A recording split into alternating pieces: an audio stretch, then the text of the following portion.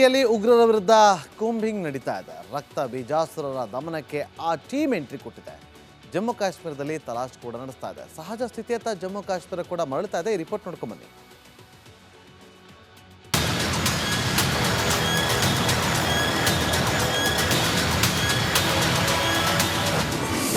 ರಕ್ತ ಬೀಜಾಸುರರಿಗೆ ಮುಂದುವರೆದ ತಲಾಶ್. ಉಗ್ರರ ದಮನಕ್ಕೆ ಎಸ್ಐಎ ಟೀಮ್ ಸರ್ಚಿಂಗ್. ಆಪರೇಷನ್ ಸಿಂಧೂರ ಸೇನೆ ಸ್ಟ್ರೈಕ್ಗೆ ಉಗ್ರ ಪೋಷಕ ರಾಷ್ಟ್ರ ಪಾಕಿಸ್ತಾನ ಬೆಚ್ಚಿ ಬಿದ್ದಿದೆ. ಭಯೋತ್ಪಾದಕರ ವಿರುದ್ಧ ಆಪರೇಷನ್ ಕೆಲ್ಲರ್ ಜೋರಾಗಿದೆ. ಜಮ್ಮು ಕಾಶ್ಮೀರದ ಗಡಿಯಲ್ಲಿ ಉಗ್ರರಿಗಾಗಿ ತಲಾಶ್ ಮುಂದುವರೆದಿದೆ. ಉಗ್ರರ ದಮನಕ್ಕೆ ಎಸ್ಐಎ ಟೀಮ್ ಸರ್ಚಿಂಗ್ ನಡೀತಿದೆ. ಬಾರಾಮುಲ್ಲಾ, ಕುಪ್ವಾರ್, ಶ್ರೀನಗರದಲ್ಲಿ ಶೋಧ ಮುಂದುವರೆದಿದೆ.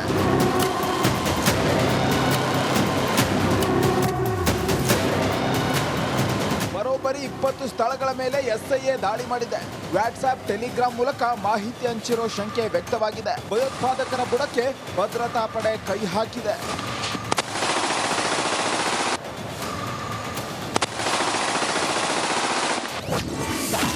ಸಹಜ ಸ್ಥಿತಿಗೆ ಮರಳಿದ ಜಮ್ಮು ಕಾಶ್ಮೀರ. ಹಾನಿಗೆ ಒಳಗಾದ ಕುಟುಂಬಗಳಿಗೆ ಪಡಿತರ.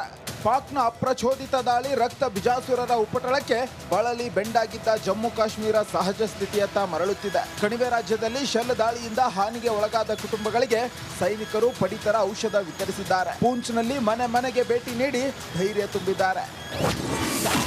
ರಕ್ಕಸರ ವಿರುದ್ಧ ಆಪರೇಷನ್ ಕೆಲ್ಲರ್. ಅಮಾಯಕ ಜೀವಗಳ ಜೊತೆ ಆಟ ಆಡುತ್ತಿರುವ ರಕ್ಕಸರ ವಿರುದ್ಧ ಆಪರೇಷನ್ ಕೆಲ್ಲರ್ ಮುಂದುವರೆದಿದೆ. ಉಗ್ರರ ಬಿಲ ಹೊಕ್ಕಲು ಸೇನೆ ಕಾರ್ಯಾಚರಣೆ ನಡೆಸುತ್ತಿದೆ. ರಕ್ತ ಬಿಜಾಸುರರ ಹೊಡೆದುರುಳಿಸಲು ಶೋಧ ಕಂಟಿನ್ಯೂ ಮಾಡಿದೆ. ಕಣಿವೆಯಲ್ಲಿ ಕೆಚ್ಚದೆ ಯೋಧರು ಗಸ್ತು ನಡೆಸಿ ಪಾಕ್ ಪತರಗುಟ್ಟುವಂತೆ ಮಾಡುತ್ತಿರೋದಂತೂ ನಿಜ. News desk, republic Kannada. ಭಾರತದಲ್ಲಿ ಆಪರೇಷನ್ ಸಿಂಧೂರದ ಜ್ವಾಲೆ ಇನ್ನೂ ಆರಿಲ್ಲ. ಇದರ ಮಧ್ಯೆ ಪಾಕಿಸ್ತಾನದ ಆರ್ಥಿಕ ಪರಿಸ್ಥಿತಿ ಮಾಹಿತಿ ಈಗ ಬಹಿರಂಗ ಆಗಿದೆ. ಆ ಬಹಿರಂಗ ಆಗಿರೋ ಮಾಹಿತಿ ನೋಡಿದಾಗ ನಗು ಬರ್ತಿತ್ತು. ಇದಕ್ಕಿಂತ ಹುಚ್ಚಾಟಗಳು ಬೇಕಾ ಅಂತೇಳಿ. ಮಹಾರಾಷ್ಟ್ರ, ತಮಿಳುನಾಡು ರಾಜ್ಯಗಳಿಗಿಂತ ಪಾಕಿಸ್ತಾನದ ಆರ್ಥಿಕತೆ ಹಿಂದೆ ಇದೆ, ಅರ್ಥ ಮಾಡ್ಕೊಳ್ಳಿ.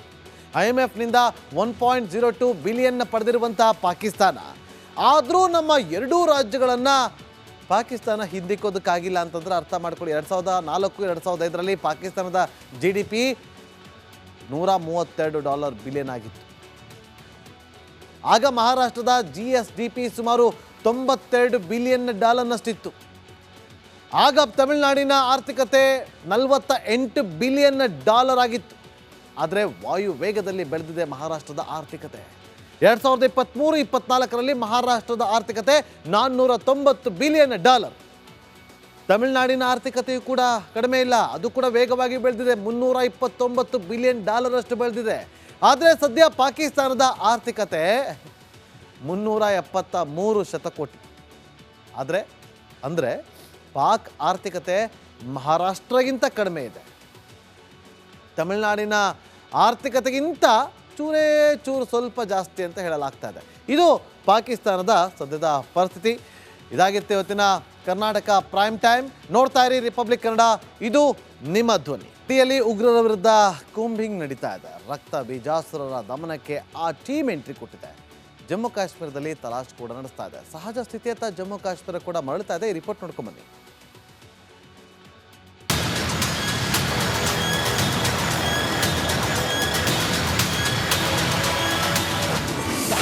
ರಕ್ತ ಬಿಜಾಸುರರಿಗೆ ಮುಂದುವರೆದ ತಲಾಶ್.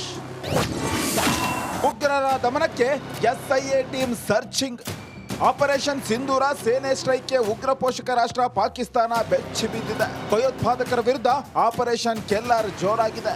ಜಮ್ಮು ಕಾಶ್ಮೀರದ ಗಡಿಯಲ್ಲಿ ಉಗ್ರರಿಗಾಗಿ ತಲಾಶ್ ಮುಂದುವರೆದಿದೆ. ಉಗ್ರರ ದಮನಕ್ಕೆ ಎಸ್ಐಎ ಟೀಮ್ ಸರ್ಚಿಂಗ್ ನಡೀತಿದೆ. ಬಾರಾಮುಲ್ಲಾ, ಕುಪ್ವಾರ್, ಶ್ರೀನಗರದಲ್ಲಿ ಶೋಧ ಮುಂದುವರೆದಿದೆ.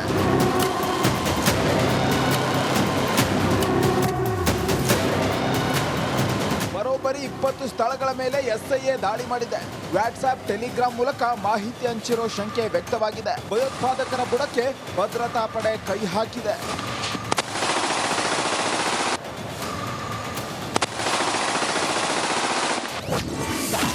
ಸಹಜ ಸ್ಥಿತಿಗೆ ಮರಳಿದ ಜಮ್ಮು ಕಾಶ್ಮೀರ. ಹಾನಿಗೆ ಒಳಗಾದ ಕುಟುಂಬಗಳಿಗೆ ಪಡಿತರ. ಪಾಕ್ನ ಅಪ್ರಚೋದಿತ ದಾಳಿ ರಕ್ತ ಬಿಜಾಸುರರ ಉಪಟಳಕ್ಕೆ ಬಳಲಿ ಬೆಂಡಾಗಿದ್ದ ಜಮ್ಮು ಕಾಶ್ಮೀರ ಸಹಜ ಸ್ಥಿತಿಯತ್ತ ಮರಳುತ್ತಿದೆ. ಕಣಿವೆ ರಾಜ್ಯದಲ್ಲಿ ಶೆಲ್ ದಾಳಿಯಿಂದ ಹಾನಿಗೆ ಒಳಗಾದ ಕುಟುಂಬಗಳಿಗೆ ಸೈನಿಕರು ಪಡಿತರ ಔಷಧ ವಿತರಿಸಿದ್ದಾರೆ. ಪೂಂಚ್ನಲ್ಲಿ ಮನೆ ಮನೆಗೆ ಭೇಟಿ ನೀಡಿ ಧೈರ್ಯ ತುಂಬಿದ್ದಾರೆ.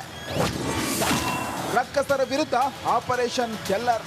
ಅಮಾಯಕ ಜೀವಗಳ ಜೊತೆ ಆಟ ಆಡುತ್ತಿರುವ ರಕ್ಕಸರ ವಿರುದ್ಧ ಆಪರೇಷನ್ ಕೆಲ್ಲರ್ ಮುಂದುವರೆದಿದೆ. ಉಗ್ರರ ಬಿಲ ಹೊಕ್ಕಲು ಸೇನೆ ಕಾರ್ಯಾಚರಣೆ ನಡೆಸುತ್ತಿದೆ.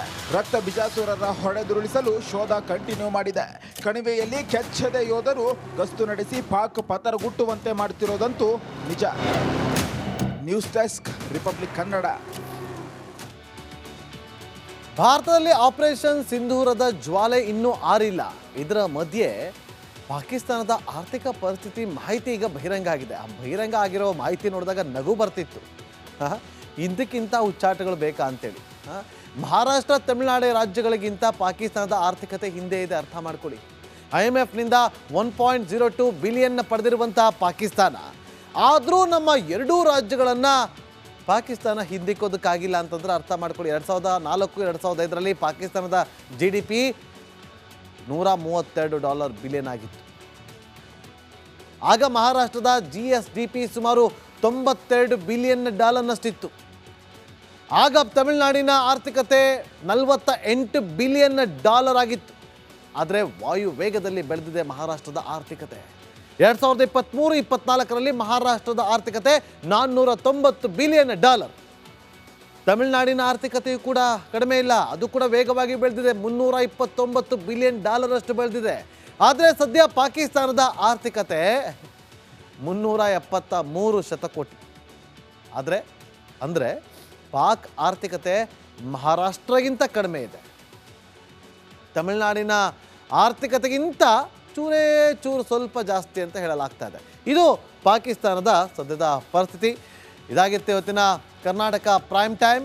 ನೋಡ್ತಾ ಇರಿ ರಿಪಬ್ಲಿಕ್ ಕನ್ನಡ, ಇದು ನಿಮ್ಮ ಧ್ವನಿ. ಟಿಯಲ್ಲಿ ಉಗ್ರರ ವಿರುದ್ಧ ಕೂಂಬಿಂಗ್ ನಡೀತಾ ಇದೆ. ರಕ್ತ ಬೀಜಾಸುರರ ದಮನಕ್ಕೆ ಆ ಟೀಮ್ ಎಂಟ್ರಿ ಕೊಟ್ಟಿದೆ.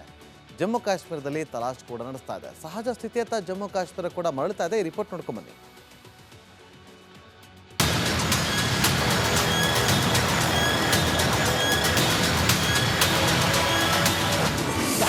ರಕ್ತ ಬಿಜಾಸುರರಿಗೆ ಮುಂದುವರೆದ ತಲಾಶ್. ಉಗ್ರರ ದಮನಕ್ಕೆ SIA ಟೀಮ್ ಸರ್ಚಿಂಗ್. ಆಪರೇಷನ್ ಸಿಂಧೂರ ಸೇನೆ ಸ್ಟ್ರೈಕ್ಗೆ ಉಗ್ರ ಪೋಷಕ ರಾಷ್ಟ್ರ ಪಾಕಿಸ್ತಾನ ಬೆಚ್ಚಿ ಬಿದ್ದಿದೆ. ಭಯೋತ್ಪಾದಕರ ವಿರುದ್ಧ ಆಪರೇಷನ್ ಕೆಲ್ಲರ್ ಜೋರಾಗಿದೆ. ಜಮ್ಮು ಕಾಶ್ಮೀರದ ಗಡಿಯಲ್ಲಿ ಉಗ್ರರಿಗಾಗಿ ತಲಾಶ್ ಮುಂದುವರೆದಿದೆ. ಉಗ್ರರ ದಮನಕ್ಕೆ SIA ಟೀಮ್ ಸರ್ಚಿಂಗ್ ನಡೀತಿದೆ. ಬಾರಾಮುಲ್ಲಾ, ಕುಪ್ವಾರ್, ಶ್ರೀನಗರದಲ್ಲಿ ಶೋಧ ಮುಂದುವರೆದಿದೆ.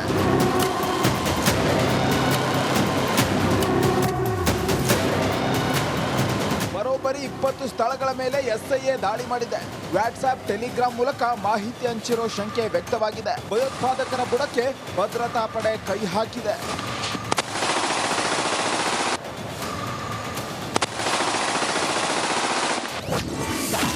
ಸಹಜ ಸ್ಥಿತಿಗೆ ಮರಳಿದ ಜಮ್ಮು ಕಾಶ್ಮೀರ. ಹಾನಿಗೆ ಒಳಗಾದ ಕುಟುಂಬಗಳಿಗೆ ಪಡಿತರ. ಪಾಕ್ನ ಅಪ್ರಚೋದಿತ ದಾಳಿ ರಕ್ತ ಬಿಜಾಸುರರ